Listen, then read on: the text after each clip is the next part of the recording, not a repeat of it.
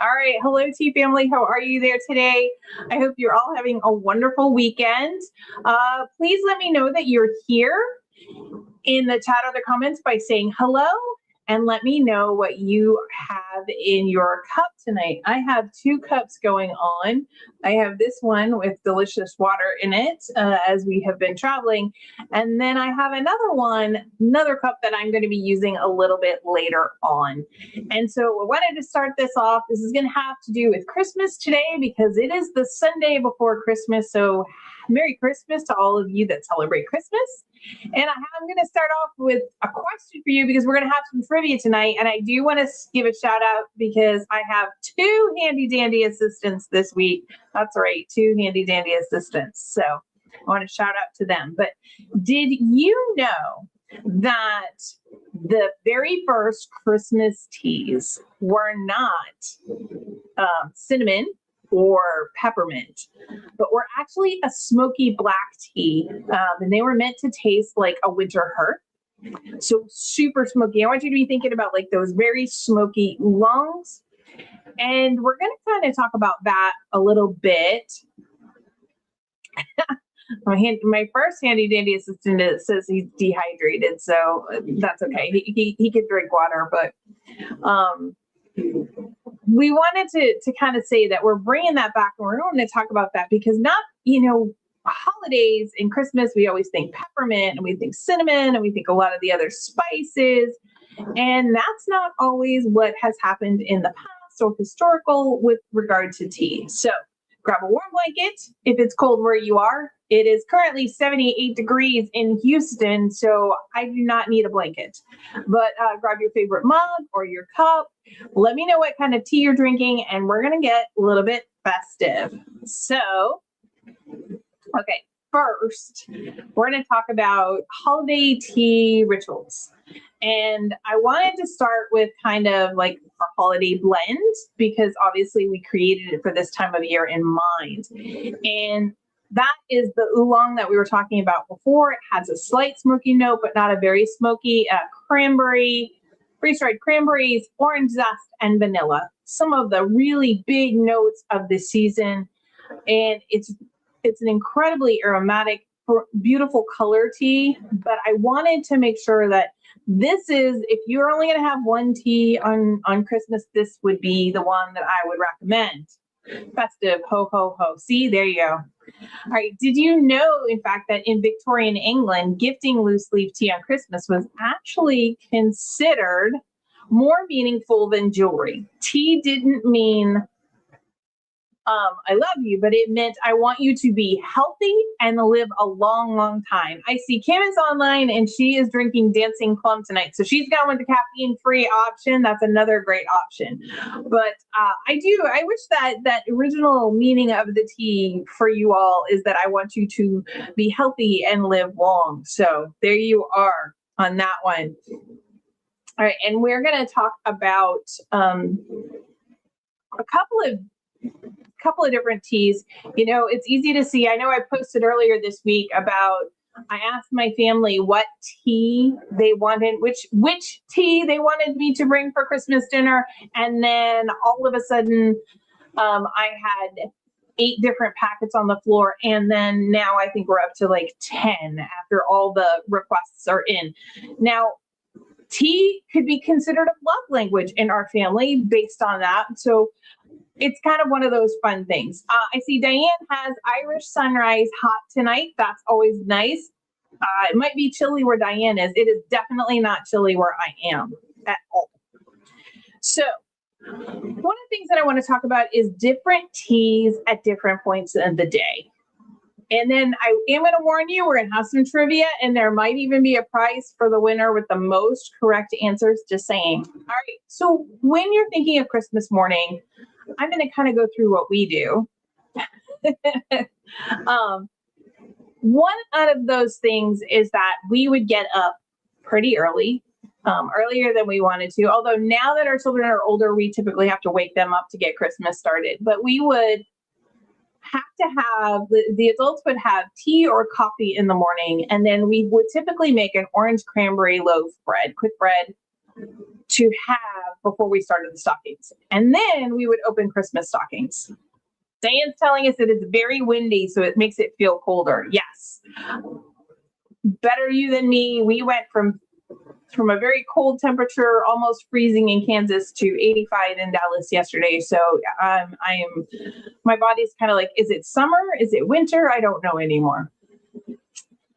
If I was going to do that now, I'm going to go with my Serene Sunrise, obviously, that black tea, a little bit of cinnamon to smooth it out. You're going to want a high caffeine tea because you probably didn't get a lot of sleep the night before on a Christmas morning. And that is going to pair incredibly well, or even our holiday tea is going to, with that cranberry orange quick bread. Then after stockings were done in our household, one of our rituals was then we would eat breakfast, and we would have whatever breakfast we had. Sometimes it was pancakes, and that was never the same. It was just, we would have a nice cup of tea. Now that's when I would probably go with more of a Highland Dawn, still in the black tea, still trying to wake up, still want all that extra caffeine, Serene Sunrise, Highland Dawn, something like that. Then typically we would get dressed and then start, and we would open our gifts. At this point, after the gifts, but before Christmas dinner at lunchtime, I would probably move to like an Emerald Garden tea, because Emerald Garden, just a nice green tea blend without the bitter aftertaste. It's going to bring some caffeine, but I don't need as much. And just a nice helpful note. You could also go with Ancient Green Dragon. I know that that's what RJ would want us to go to. And that, again, green tea with vanilla jasmine. And then Christmas dinner, depending on what you're having, I would pair a different tea there. And then towards the afternoon, I'm going to probably pull in like a ruby chai if you were having your desserts, or a sunlit orchard, or kind of start to move towards the caffeine freeze.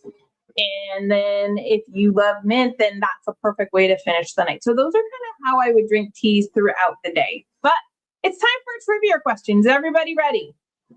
All right, we're going to go ahead and get started. Which country created the tradition of a spiced Christmas tea? Which country created the tradition of a spiced Christmas tea? Was it China, Sri Lanka,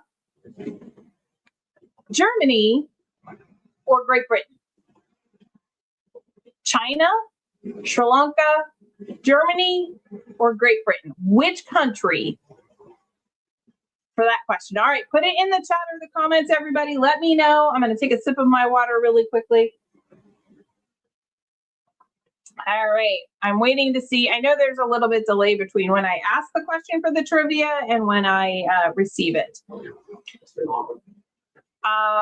Okay, so I have Diane saying Germany. I have Rich saying Sri Lanka. Katie's saying Sri Lanka. Kim, Betsy, what are our choices? What do you think it was? Or if you have your own choice. Or if you have, well, no, because it's one of those four. All right, I'll give you an extra second while you put in your answer, which country, and don't ask Google, try and guess for yourselves. All right, I'm going to give you the answer in 5, 4, 3, 2, 1. And so Betsy says Germany and Kim says Sri Lanka. They got that in right under the wire. I was just about to call it. All right. Well, Diane says hi, Caitlin. Hi. Told you I needed 2 handy dandy assistants today. All right. And the correct answer is Germany. So far, Betsy has 100%. The early Diane had Germany as well. So you get 2 people that had perfect scores so far. Early Christmas markets, they would serve a spiced tea, and before the mulled wine or the glue wine became popular. So there you go. And let's bust a little myth here. Christmas edition of myth busting, can't speak. It's been a long couple of days driving. Christmas teas have often in our culture now been super sweet or artificially flavored. There's a major delay tonight. Okay, good to know, Kim. Thank you.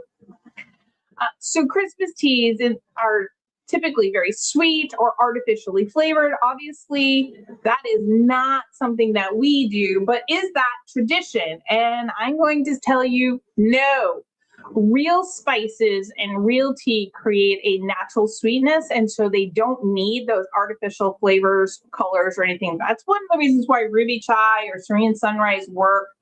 They already have the spices in them. They don't need anything extra, so you don't have to add in all those syrups or anything like that. You can just enjoy the wonderful flavor of the tea. Good Christmas tea does not have to taste like candy. It just has to taste delicious, and it has to be enjoyable. So there's a little myth busting for you right there. Okay, let's go to I know I've talked before, historically speaking, another thing is that ancient traders used cinnamon, not just as a spice, but they also used it as a holiday gift. They believed it would bring protection and prosperity in the new year. And I love that idea. I love that. That's one of the reasons why, we build the communities around tea. So is everybody ready for a Christmas mocktail? We're going to build one right now. All right, I have a really cool festive cup. Now I want you to imagine, originally I would be doing this in a martini glass, but we forgot to pack one, and it would have been glass that would have just traveled. So we are going to use this really festive. We're going to pretend it's a martini glass. You could use a margarita glass. And then we are going to use, now this is some almond milk based eggnog, but we are going to actually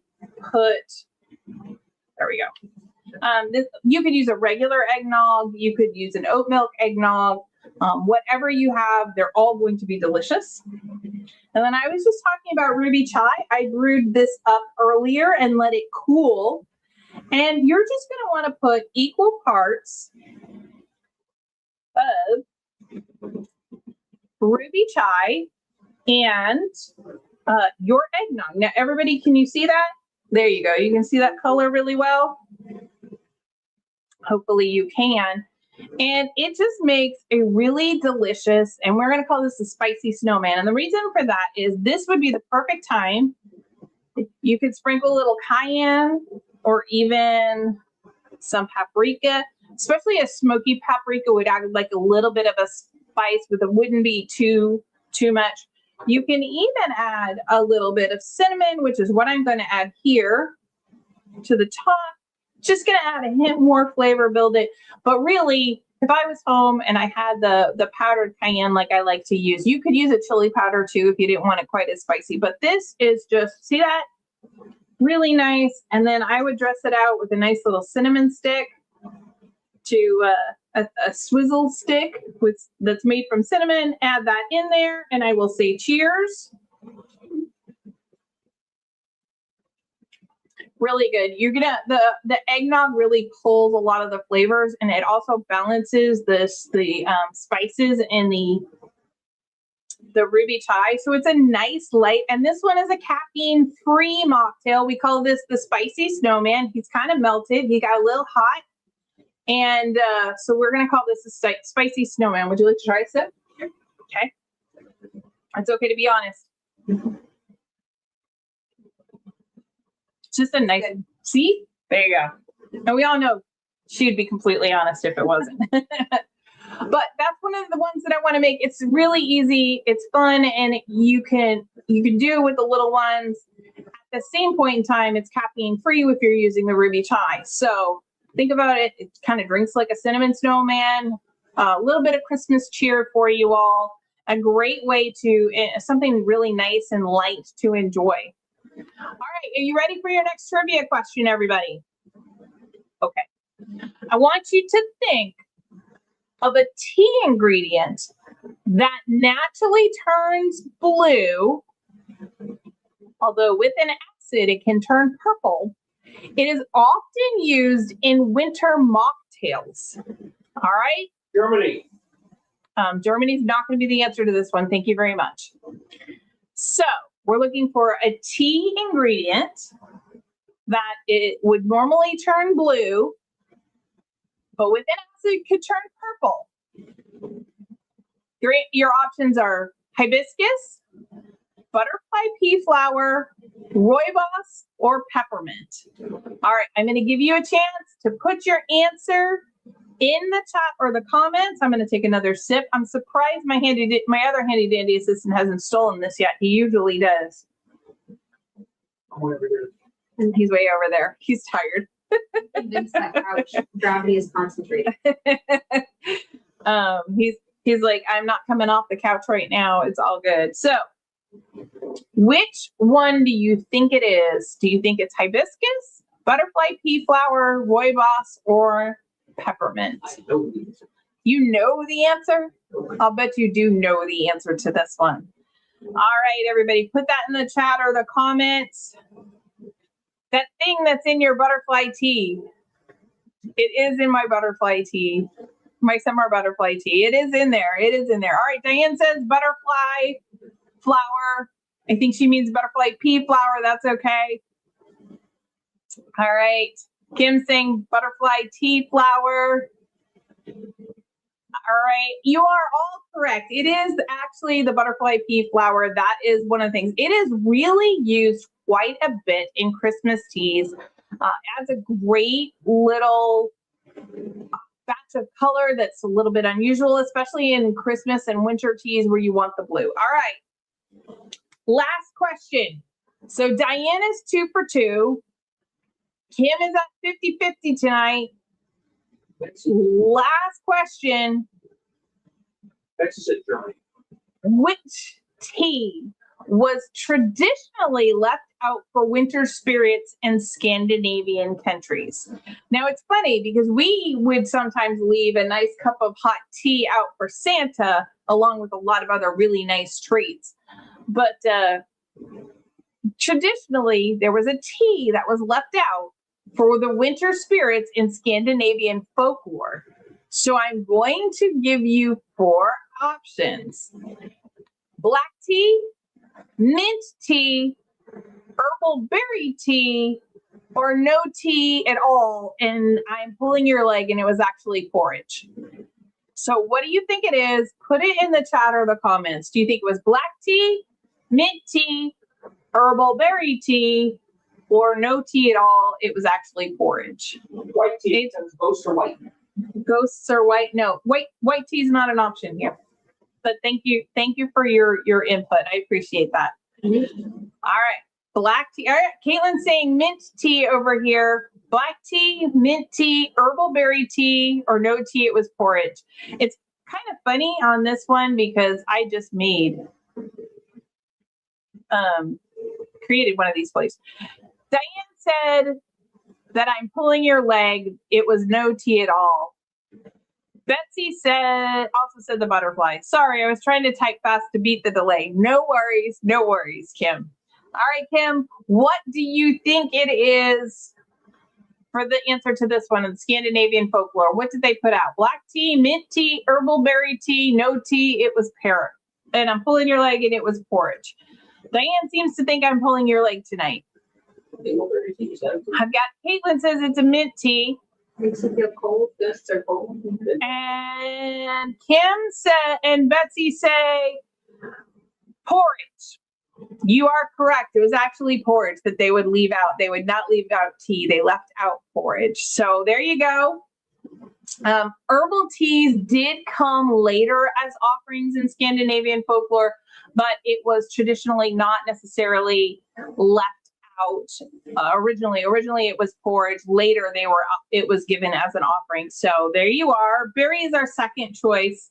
There you go. I just created a custom blend for one of our members of our tea family, and it was a peppermint and berry and vanilla blend. And so it was funny for me to see that herbal berry blend in there because I just created one for someone. So, all right.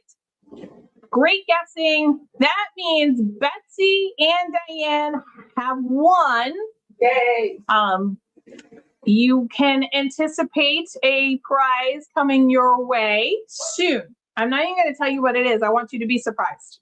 Yeah, December 25th in the morning, we get something. December 25th in the morning, you'll get something cool. Betsy just high fives you, Diane. Okay. So, I do want to, we're not going to stay very long. I drove today, so I am super tired. We've been taking turns driving. And so next week, I want to remind you, we will be here again.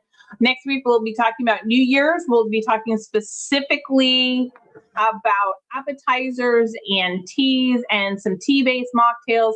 We'll also be talking a little bit about Winter's Kiss, which is coming up. We have 2 teas that will be available, 2 of our seasonal teas that will be available. We have Winter's Kiss and we have Starlight Pear. Diane does say back at her, so there you go. It's not porridge, Diane. It's not porridge. I promise you it's not porridge. It is tea related. It is a tea related prize. I do also want to remind you that in January, we're going to do our showdown. And so I'm going to want you and as many people to vote. Now, Kim, I know you can get a lot of people to go online and vote. I would love for you to do that in January as we try and do the battle of the teas to figure out which tea would reign supreme in a showdown. And some other fun things. I've got a couple of surprises planned for next week.